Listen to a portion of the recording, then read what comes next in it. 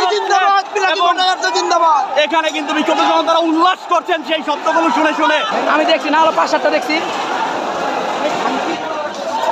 The daily star পত্রিকার office কিন্তু এই মুহূর্তে ভাঙচুর করছে বিক্ষুব্ধ জনতা। ওসমান হাদির মৃত্যুর খবর শোনার পর দ্য ডেইলি স্টার পত্রিকার অফিস ভাঙচুর করছে রাজধানীর কারণ বাজারে বিক্ষুব্ধ জনতারা। এবং দ্য ডেইলি স্টার পত্রিকার অফিসের ভিতরে কিন্তু এই মুহূর্তে একটি বৈদ্যুতিক ট্রান্সমিটার ব্লাস্ট হচ্ছে।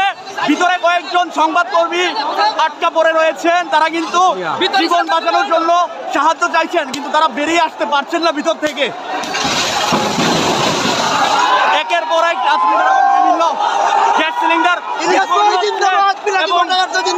এখানে কিন্তু বিক্ষুব্ধ জনতারা উল্লাস করছেন সেই শব্দগুলো শুনে শুনে।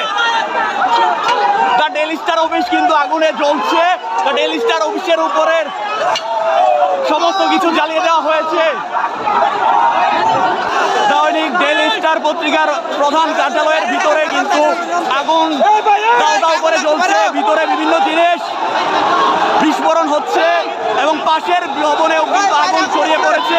পাশের ভবনের মানুষদেরকে বেরিয়ে আসার জন্য কিন্তু বিক্ষুব্ধ জনতা এই মুহূর্তে বলছেন। মানুষরা পাশের ভবনটি বাংলাদেশ কমার্শিয়াল কিচেন ইকুইপমেন্ট প্রস্তুতকারক মালিক সমিতির যে ভবনটি রয়েছে সেই ভবনটিতে আগুন ছড়িয়ে পড়ছে এবং সেই ভবনে অবস্থানরত মানুষরা কিন্তু দ্রুতই বেরিয়ে আসছে। এখানে আগুনের যে লেলিহান শিকার সেটি কিন্তু পর্যায়ক্রমে বেড়েই চলছে।